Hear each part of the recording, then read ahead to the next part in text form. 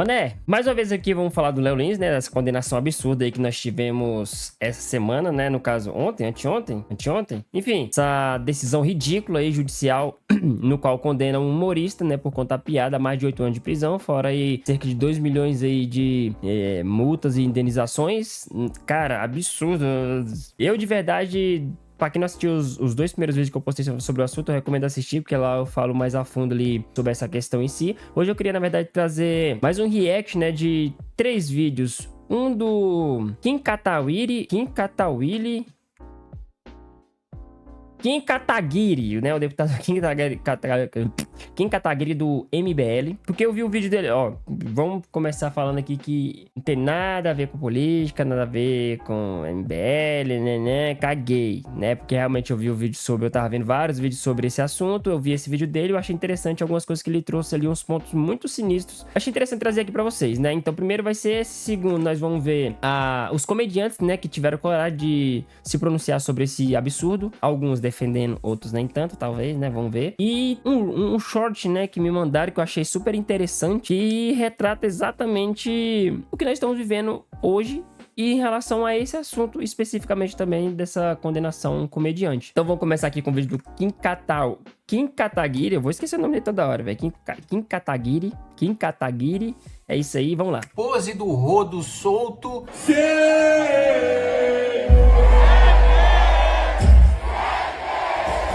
E Léo Lins preso. Aqui, ó.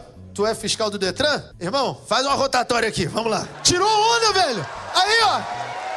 Porra, cara. Esse vídeo eu assisti. Tirou onda, vou dar um presente pra ele depois. Tu calça quanto? Aro 18? Não sei. 8 anos de cadeia em regime fechado por causa de um show de comédia, enquanto um sujeito que faz apologia ao crime e que está sendo investigado por envolvimento com tráfico de drogas é solto por um habeas corpus concedido pelo Tribunal de Justiça do Rio de Janeiro. É isso aí, Brasil. Mas nem tudo é notícia ruim. A polícia, já esperta e acho que esperando que fosse ser concedido habeas corpus por Pose do Rodo, já deflagra uma outra operação contra a mulher do Pose do Rodo, demonstrando que ela poderia ter lavado aí. Pra quem pensa aí que o Pose do Rodo está sendo investigado apenas por apologia ou por envolvimento à facção criminosa, tem muito mais coisa, tá? Muito mais coisas. Eu ainda não trouxe um vídeo sobre, porque eu não pesquisei tão a fundo assim, né? Vi vários vídeos sobre e tal, mas realmente não fui dar uma pesquisada a fundo sobre o assunto. E, sinceramente, nem sei se eu vou trazer por agora, né? Esperar desenrolar mais isso aí, porque, no final das contas, creio que tem mais fã de um... Se você... enfim, não vou falar muita coisa, não. Pra não me comprometer, né? Pra não me comprometer. Mas tem muito mais coisa nessa questão aí, tá? Incluindo aí que ele vai citar, né? Que é a investigação contra a mulher dele. Sinistro, né? Que com certeza ele tá ali junto, né? E cerca de 250 milhões de reais pro Comando Vermelho. Ou seja, explicitando uma suspeita que nós do MBL fomos os primeiros a vocalizar de que não apenas a apologia ao crime por parte de determinados MCs, mas o envolvimento direto com facções criminosas. Fazem parte de uma divisão de propaganda de facções criminosas e não se trata meramente de MCs que admiram facções criminosas, e isso por si só já seria um absurdo, mas de gente que tem participação nessas facções, inclusive lavando dinheiro para elas, né? Então, a gente vai falar sobre isso logo depois que você se inscrever no canal, clicar no sininho. Já sou inscrito lá no canal? Não, só não, porque eu não sou mais tão de acordo assim com as pautas do MBL, né? Mas um vídeo ou outro ali eu assisto dependendo do tema. Bom, primeiro vamos falar sobre a soltura do Pose do Rodo, né? Basicamente o que a decisão do desembargador diz, para vocês entenderem o que aconteceu, né? Foi decretada a prisão preventiva, né, do Pose do Rodo pelo juiz de primeira instância. É verdade, nem preciso trazer falando sobre isso aqui, porque nesse vídeo mesmo vai explicar o processo quase todo aí, de forma bem mais resumida e bem mais explicadinha. Da polícia, justamente para preservar a investigação, né, para que ele não atrapalhasse as investigações até que elas terminassem. Essa é uma das razões pelas quais você prende preventivamente uma pessoa. Se há perigo de fuga, se há risco à ordem pública, se tem o risco dele ir atrás de testemunhas de outras partes envolvidas no processo para atrapalhar a investigação, para destruir provas e por aí vai. Essa é a fundamentação do juiz de primeira instância que decretou a prisão preventiva. A defesa do Pose do Rodo, então, ingressa com pedido de habeas corpus, impetra uma ordem de habeas corpus no Tribunal de Justiça e o desembargador, o Tribunal de Justiça, basicamente diz o seguinte: olha, ele não deve ser preso preventivamente, não há razão para que ele seja preso preventivamente. Quem realmente deve estar preso são os chefões, são os mais fortes, líderes de organizações criminosas. O Pose do Rodo é um... Essa argumentação é bem bosta, na minha opinião, tá? Então quer dizer que o traficante ali, ou aquele que tá ali mais de frente, né? Vamos dizer assim, ele não pode ser... Não deve ser preso, não deve ser responsabilizado, mas sim só o chefe, né? Realmente aquele que banca tudo aquilo e tal, né? Não achei válido não, né? Mas a justiça, né? Fazer o quê, né? Vai falar contra? Tem coragem? Elo menor, é um elo mais fraco na organização criminosa e não há razão para ele ficar preso, né? Apesar de soltá-lo, eu, desembargador, determino que ele não pode sair do território ali da comarca em que ele está sendo julgado, em que ele está sendo investigado. Apreensão de passaporte, ele está proibido de entrar em contato com outras partes ou testemunhas ou qualquer pessoa que esteja envolvida no processo. Mas aí eu digo o seguinte, né? A polícia foi muito sagaz, foi muito perspicaz, foi muito esperta em já deflagrar, logo após a prisão do Pose do Rodo, outra operação. E aliás, eu desconfio que a prisão preventiva dele tenha sido justamente um instrumento para garantir que essa outra fase da operação pudesse acontecer tranquilamente, que é a seguinte: mulher de Pose do Rodo é alvo de operação contra lavagem de dinheiro da cúpula do Comando Vermelho. Engrenagem da qual Vivi Noronha é suspeita de participar movimentou 250 milhões de reais. O Conselho de Controle de Atividades Financeiras, COAF, identificou depósitos nas contas pessoal e empresarial de Vivi, oriundos de supostos laranjas de professor, fornecedor de armas do Comando Vermelho, que morreu no domingo. Pesado, hein? A polícia afirma que essa engrenagem movimentou 250 milhões. Policiais civis das delegacias de roubo e furtos e de repressão a entorpecentes, além do Departamento Geral de Combate à Corrupção, ao Crime Organizado e à Lavagem de Dinheiro, foram cumprir mandados de busca e endereços no Rio de Janeiro e em São Paulo. A Justiça também expediu ordens de bloqueio e indisponibilidade de bens e valores de 35 contas bancárias, né? Ou seja, já na expectativa, a polícia no planejamento da sua operação, já prevendo, antevendo as críticas, né, à prisão preventiva do Pose do Rodo, eles já sabiam que gente como Thalíria Petroni, né, psolistas, petistas, outros MCs, artistas, sairiam em defesa do Pose do Rodo, dizendo: olha, ele não tem envolvimento com o crime organizado, ele tá cantando a realidade da favela, bababi, bababá, né, aquela balela que, mesmo que não houvesse comprovação do envolvimento mais direto do Pose do Rodo com tráfico ou com lavagem de dinheiro, só o fato dele cantar o hino do Comando Vermelho, com claramente criminosos abertamente mostrando fuzis na plateia. E aquele vídeo lá que vocês viram no começo, logo no começo, eu acho que vai mostrar de novo, deixa eu ver.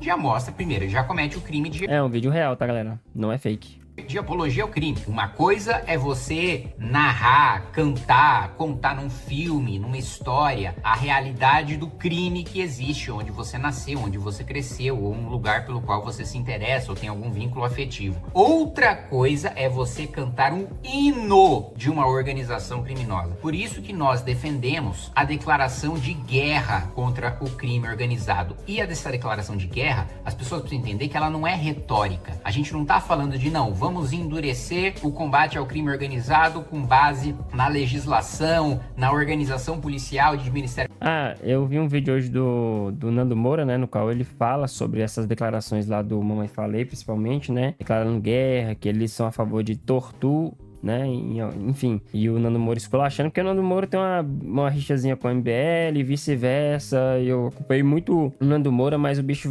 tornou o canal dele mais um canal de briguinha, né, hoje em dia ele tornou o canal mais um canal de briguinha do que, apesar que eu acho que sim, ele traz pontos muito importantes. Eu ainda gosto muito de alguns pontos que ele traz, que é um tempo se assistir, acho que principalmente depois ali da época do Wilker Leão, né, que primeiro ele era a favor, né, do posicionamento dele lá dentro da faculdade aqui na UNB, né, aqui em Brasília, e depois só porque eu acho que a mãe dele é professora também, e ele também é um professor de música e tal, enfim, ele veio declarar meio que quase uma guerra pública contra o Wilco Leão, ainda oferecendo advogado só porque o cara... Porque tá mexendo com a classe de professores. Enfim, o argumento dele nessa época eu achei ridícula. Não que o Wilco Leão também seja...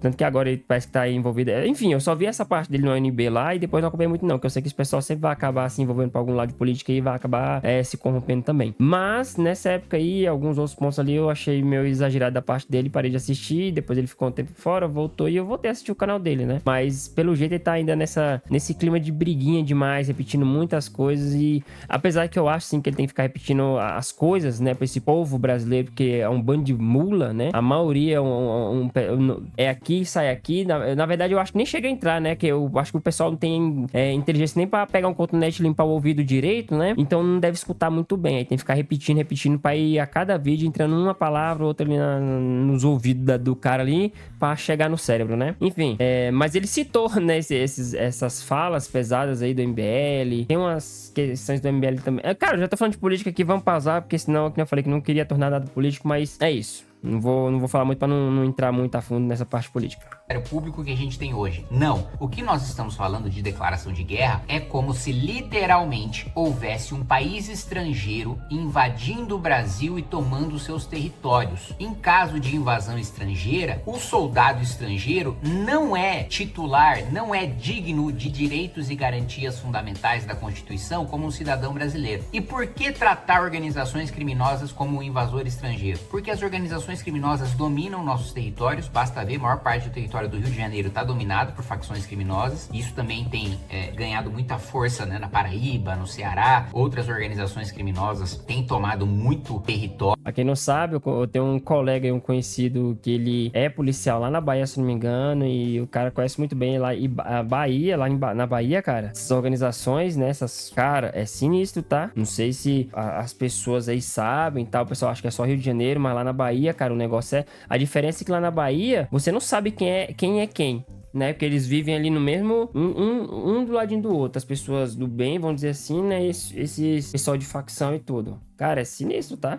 Né? Não à toa tem sido chamado por parlamentares ali do Nordeste de novo cangaço. Então eles dominam territórios, eles monopolizam os serviços públicos, né? Então todo o serviço de saúde, de assistência social, de educação fica sob a tutela deles, ou seja, é de fato um estado paralelo. Eles possuem milícias, exércitos próprios, possuem armamento próprio, inclusive armamentos que muitas vezes as nossas próprias forças armadas não têm acesso. Eles Isso é verdade. Hino próprio, bandeira própria. Então, de fato, é uma nação estrangeira nos invadindo. E declarar guerra significa mandar soldados e organizar operações militares para a retomada desse território e, de fato, tratar esses traficantes, esses faccionados, como inimigos invasores estrangeiros. Por esse ponto de vista, tá? Por esse ponto de vista que ele traz aqui, eu concordo. Desculpa, velho. Desculpa aos direitos humanos, desculpa. Mas eu concordo, tá? Porque vamos supor que se, de fato, um país aí estrangeiro decide invadir o Brasil, você vai ceder uma parte ali da terra do Brasil ali pra eles, pra evitar conflito? Ou porque... Existem pessoas inocentes ali no meio? Ou você vai tentar combater pra ele não tomar o país? Porque é assim que o Brasil trata as favelas hoje. Lá tem a maioria das pessoas lá são pessoas de bem e tudo. Então não tem como a gente só entrar lá e guerrear com eles, trocar tiro com eles, não sei o que, papapá. Cara, tem que combater de alguma forma. E a gente já viu que não existe conversa com esse pessoal. Não tem como. Ou endurece mais, realmente, as leis de forma que use aqueles que forem pegos como exemplo, ou vai continuar desse jeito. Ou então invade logo lá de uma vez e faz a bagaceira, ou entrega logo pra eles tudo, pô. São as três opções que eu vejo. Ou endurece, enrijece mais aí as penalidades. Pra quando não, pra caçarem, pegarem alguns deles lá e usar como exemplo, até mesmo para que outros fiquem com medo, até mesmo de entrar, né, e dar um jeito de cascar fora. Ou invade lá e acaba logo com essa merda toda e vai engolir, e vai ter que engolir as consequências disso, ou entrega na mão deles logo, velho. Ou entrega tudo na mão deles, esquece Brasil e esquece tudo e entrega logo o país na mão deles, velho. Retomando o meu raciocínio, né? A polícia foi esperta porque já previu essa repercussão da prisão do Poço do Rodo. E aí, logo em sequência, salvo engano, 5 dias depois, já faz a operação contra a mulher dele, mostrando que não é apenas cantar o hino e fazer apologia ao crime. Também é envolvimento direto com a facção. E não é um envolvimento que qualquer Zé Mané tem. É um envolvimento de 250 milhões de reais em lavagem de dinheiro. Isso é só uma das partes que ele tá citando, viu? Que tem mais coisa aí por trás. Ou seja, diferente do que o desembargador afirmou, é de alguém que ocupa a posição de comando em facção criminosa. Não é de um sujeito menor. Não é de uma pessoa que ocupe um cargo ali subalterno, irrelevante. E mesmo se fosse, cara, se tá envolvido, tá cometendo crime, tem que ser condenado da mesma forma. Dentro de facção criminosa. Não, é coisa de gente grande. Daí, paralelamente a isso que ocorre, nós temos a notícia hoje, né, da justiça condenar o humorista Léo Lins. Isso é uma coisa que o Danilo Gentili fala muito, né? Nós somos o país em que a política é levada como piada e os humoristas são levados a sério. Veja só, 8 anos e 3 meses de cadeia em regime fechado sob a acusação de ter feito, aspas, discursos preconceituosos contra diversos grupos minoritários e uma multa equivalente a mais de R$1.500.000 mais uma indenização de R$300.000. Então assim, vamos lá, gente. Por que as piadas de humor negro do Léo Lins sempre tiveram respaldo legal e não são manifestações de preconceito e discriminação? Presta atenção nessa parte que é muito interessante. Você, animal de muleta, que defende uma condenação dessa. Presta atenção nessa parte que vai ver se tu entende pelo menos um pouquinho, né? E pelo menos talvez pare para pensar ou pesquisar mais a fundo ali sobre o assunto para você entender o quão absurdo é essa condenação. Discriminatórias. Por uma questão simples, elementar do direito penal, que é o dolo, a intenção de cometer aquele crime, a intenção de violar aquele bem jurídico tutelado pelo tipo penal, ou seja, o crime existe para proteger a sociedade de uma conduta que viola um direito. Então, por que existe o crime de homicídio? Para proteger a sociedade, o direito à vida da sociedade. Por que existe o crime de roubo, de furto? Para defender o direito à propriedade, né, da população. Por que existe o crime de discriminação, de racismo? Para proteger pessoas de todos os tipos de serem perseguidas, de não poder ter um emprego por causa da sua condição, de não poder entrar num restaurante por causa da sua religião, da sua cor, da sua etnia. É você proteger a dignidade dessas pessoas. Pois bem, Léo Lins, assim como outros humoristas que fazem humor negro, não existe o dolo em discriminar. Não existe a intenção de prejudicar qualquer grupo que seja e de violar os seus direitos. Existe o que nós chamamos de animus jocandi, a intenção de fazer piada, a intenção de fazer rir. Portanto, não há um elemento fundamental do tipo que é o dolo, porque a intenção não é discriminar, a intenção é fazer rir, a intenção é divertir, e isso sempre esteve protegido na nossa jurisprudência. Toda vez que ingressavam com ações como essa contra humoristas, a própria justiça dizia, olha, não tem crime, porque a intenção dele é fazer rir. Exato, e isso já tem uma jurisprudência em cima disso, só que hoje em dia, né, querem censurar de qualquer forma. Né, eu vi um vídeo muito interessante falando sobre outras ditaduras aí, em todas, se eu não me engano, em todas, né, pelo menos que eu vejo nesse vídeo, né, de anos pra cá, e uma das primeiras coisas que eles faziam, né, que eles fazem, na verdade, até hoje, é proibir comediante. É condenar, literalmente, a profissão comediante. Não existe a profissão comediante para eles. Então, não se pode fazer piada de forma alguma com o governo. E alguns permitem, né, os comediantes, né, se eu não me engano, na China, desde que não ataque ou zombie ou, enfim, o governo deles. Mas se você for pesquisar um pouco aí, eu vou ver se eu acho o vídeo. Se eu achar o vídeo, se eu lembrar o vídeo, eu vou ver no histórico. Eu coloco na descrição aqui para vocês. E recomendo assistir. É muito interessante, cara, né? Quem sabe da história aí acaba aprendendo muito, né, dos motivos das coisas acontecerem hoje, né, porque tem uma base histórica, né, isso não é a primeira vez que acontece o que está acontecendo no país hoje, no Brasil, não é a primeira vez que acontece, isso é uma repetição de vários outros países que já aconteceu em vários outros países. E é meio que uma cartilha que os ditadores seguem, até chegar ao ponto deles ir lá e bater o martelo e falar assim, tomar o país pra eles. Então eu vou deixar aqui, se eu achar, eu vou deixar o vídeo aqui na descrição. Recomendo que vocês assistam. E vamos voltar pro vídeo.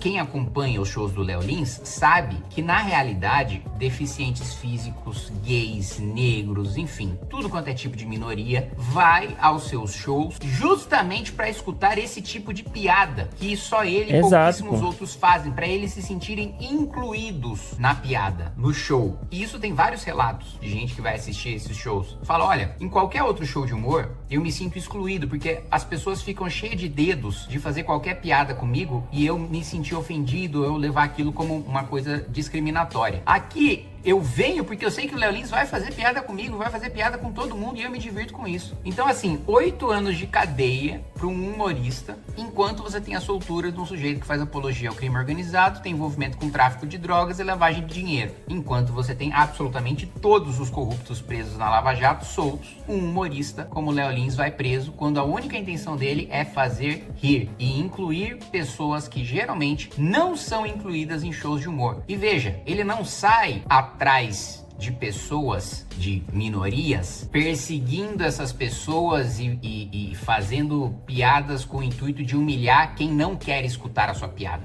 O Léo Lins não vai atrás das pessoas para elas ouvirem a piada dele. As pessoas vão até o Léo Lins para escutar as suas piadas. Quem não quer escutar a piada do Léo Lins, troca de canal, não assiste o vídeo no YouTube, não vai ao seu show, pronto. Não sofre prejuízo algum, não sente-se ofendido, quem não assiste, não tem justificativa. Mas enfim, ainda como foi uma decisão de primeira instância, ainda cabe recurso à segunda instância, ainda cabe ao Superior Tribunal de Justiça, ainda cabe ao Supremo Tribunal Federal. Espero, e até me coloco à disposição aqui do Léo Lins para qualquer assistência jurídica que ele precise. Ele já sabe disso, a gente já conversou desde o início desse processo, mas faço aqui agora publicamente. Espero que a jurisprudência brasileira seja preservada, uma jurisprudência de décadas, em preservar a liberdade de expressão dos humoristas e o direito que eles têm de fazer rir. Essa parte que ele fala, né, que deixou ali, né, além de dar o apoio, né, realmente oferecer essa ajuda aí, acho que jurídica, né, no Léo Lins, eu achei top da parte dele, tá? E é isso, cara, eu ia fazer pra vocês aqui também, na verdade, os 3 pontos que eu falei, galera, que é os comediantes que se pronunciaram, né, só que é um vídeo não tão pequeno também, né, e ainda mostrar o short. Faz o seguinte, eu vou postar vou postar esse vídeo agora e já vou gravar agora em seguida, eu posto a parte 2 desse vídeo, né, porque eu tenho certeza que vocês vão achar muito interessante a opinião ali, né, a fala de alguns comediantes. Cara, eu me surpreendi com alguns até, né, ali alguns eu achei que falou pouco demais, né, se escondeu muito ali. Outros eu já me surpreendi porque realmente foi lá e meteu-lhe realmente a boca no trombone e falou o que tinha que ser falado. E é isso, espero que você tenha gostado desse vídeo, espero que tenha te ajudado a entender um pouquinho isso aí, o quão absurdo é, né? Se você ainda não entendeu, cara, assista de novo, pesquise um pouquinho, cara, para de ser preguiçoso. Vai ler um pouquinho, veja outros vídeos, enfim, faz o dia que você quiser. Eu mesmo não gosto muito de ler, então eu vou vendo vários vídeos ali sobre o assunto, só confirmo, só pego alguma matéria ou outra ali, vou vendo as matérias ali pra poder confirmar, né? E tenho, na verdade, gravar esses vídeos tem me ajudado muito, porque eu acabo aprendendo muito mais gravando os vídeos, né? Que eu vou atrás, ali, mais atrás de informações do que antes, né, que eu só ficava vendo ali, rolando ali algumas coisas, vendo um vídeo ou outro, né, então isso tem sido de grande ajuda, né, na minha busca por conhecimento, né, esse canal. Espero que você tenha gostado. Deixe seu like se não deixou lá no começo. Espero que você tenha deixado no começo logo de cara. Eu não pedi, mas deixe, beleza? Se inscreva no canal se for inscrito. E sempre, cara, sempre comenta. Sempre deixa um comentáriozinho lá no vídeo. Ah, eu não gostei do vídeo. Ah, eu gostei do vídeo. Ah, eu achei isso. Ah, e aquilo. Minha opinião é essa. Deixa algum comentário, beleza? Um beijo, até o próximo vídeo. Fui.